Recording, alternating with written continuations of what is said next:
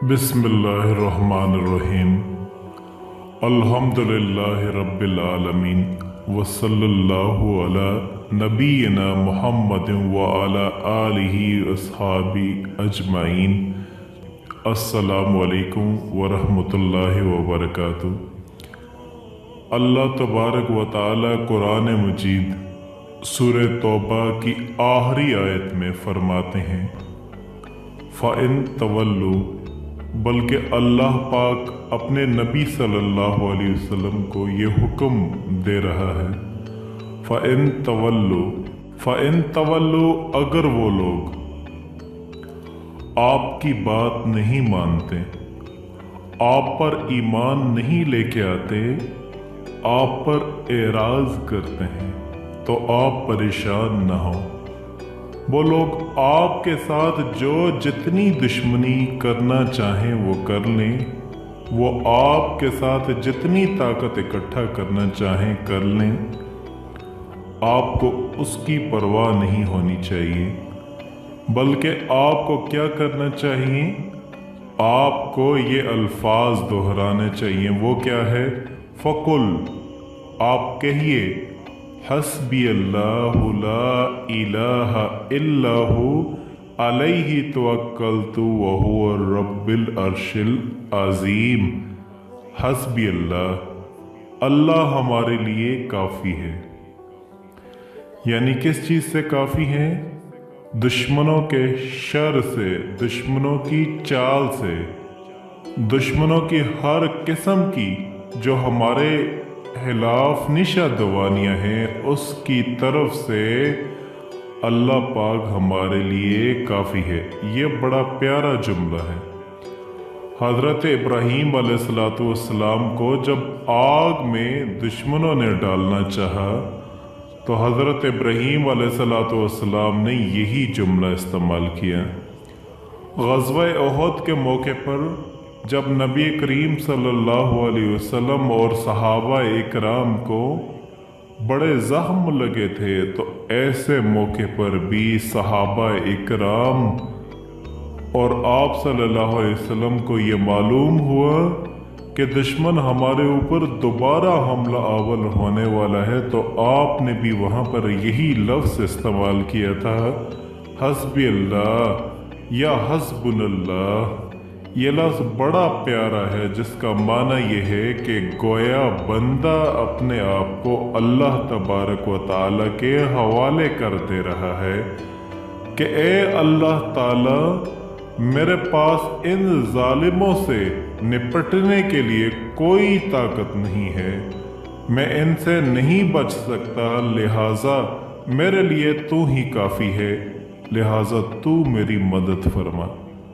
उसके बाद अल्लाह पाक फरमाते हैं, हस्बिनल्लाहु ला इलाहा इल्लल्लाह, ला इलाहा इल्लल्लाह। और यही कलमा वो है जो अल्लाह ताला के नज़दीक सबसे ज़्यादा महबूब कलमा है।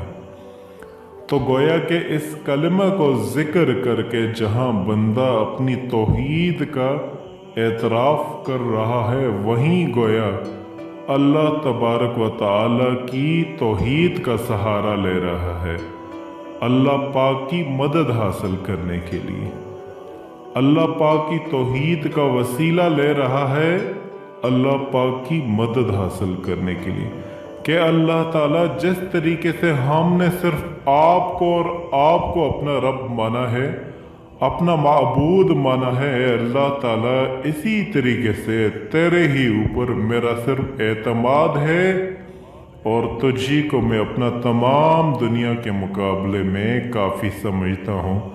तो हस्बी अल्लाहु ला इलाहा इल्लहु अलैहि तवक्कलतु, अलैहि तवक्कलतु, उसी पर एतमाद किया। ये नहीं कि एतमाद उसी पर, यानी गोया के हमारा तवक्कल जो है, हमारा भरोसा जो है, वो किसके ऊपर है? अल्लाह पाक के ऊपर है। लेकिन ये बात जहन में रहनी चाहिए कि तवक्कुल के दो रुकन हैं। एक रुकन तो ये है इंसान दिल से अल्लाह तबारक व तआला पर मुतमईन है और उस पर एतमाद किए हुए। और दूसरा रुकन यह है कि इंसान से ज़ाहिर में जो कुछ असबाब हो सकते हैं इसके लिए वो असबाब को इस्तेमाल कर रहा है। तो गोया एक मोमिन का तवक्कुल और भरोसा किस पर होता है? अल्लाह ताला पर। वहुवल रब्बिल अर्शिल अजीम, और अर्श अजीम का वो रब है, यानी जो ज़ात अर्श अजीम की रब हो, जो अल्लाह की सबसे बड़ी मखलूक है। और सारी दुनिया के लिए अर्श ऐसा है गोया एक छत जैसे है, गोया सारी दुनिया एक अर्श के हाथे में है। तो जब अल्लाह तबारक व तआला अर्श अजीम का रब है, इतनी ताकत और कुव्वत रखता है, तो हमारे दुश्मन से निपटने की भी ताकत रखता है। तो ये कलमा साथियों बड़ा अजीम है। तो इसे समझना और इसके मुताबिक अपनी ज़िंदगी गुजारना, खास तौर पर ऐसे वक्त में जब मुसलमानों के ऊपर कौमी तौर पर है तो, जमाती तौर पे है तो, या फर्दी तौर पे है तो, हर तरफ से खतरे मंडला रहे हैं। लिहाजा इस कलमे को समझ करके इसको अपनाना बड़ा अहम है। इसीलिए इमाम इब्ने सुन्नी रहमतुल्लाह अपनी किताब में लिखते हैं, अबू दरदा रज़ियल्लाहु तआला अन्हु की हदीस नकल करते हैं और मुतादिद उलमा उसको सही भी करार देते हैं कि जो शख्स सुबह को और शाम को 7 बार पढ़ेगा, सुबह को और शाम को 7 बार पढ़ेगा, हस्बी अल्लाहु ला इलाहा इल्ला हु अलैहि तवक्कलतु व हुवा रब्बिल अर्शिल अजीम, अगर दिल के इखलास और यकीन के साथ पढ़ रहा है तो अल्लाह ताला उसे दुनिया में हर गम और हर परेशानी से निजात अता करेंगे। अल्लाह ताला हर मुश्किल से उसे सुकून और इत्मीनान अता फरमाएंगे।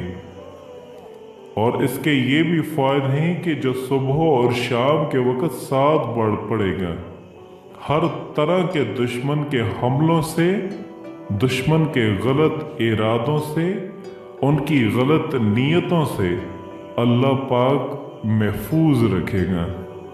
और जो शख्स भी इसको सुबह और शाम के वक़्त पढ़ेगा, अल्लाह पाक 300 डोर रोज़ी के उस पर खोल देगा। कितने? 300 दरवाजे रोज़ी के अल्लाह पाक उस पर खोल देते हैं।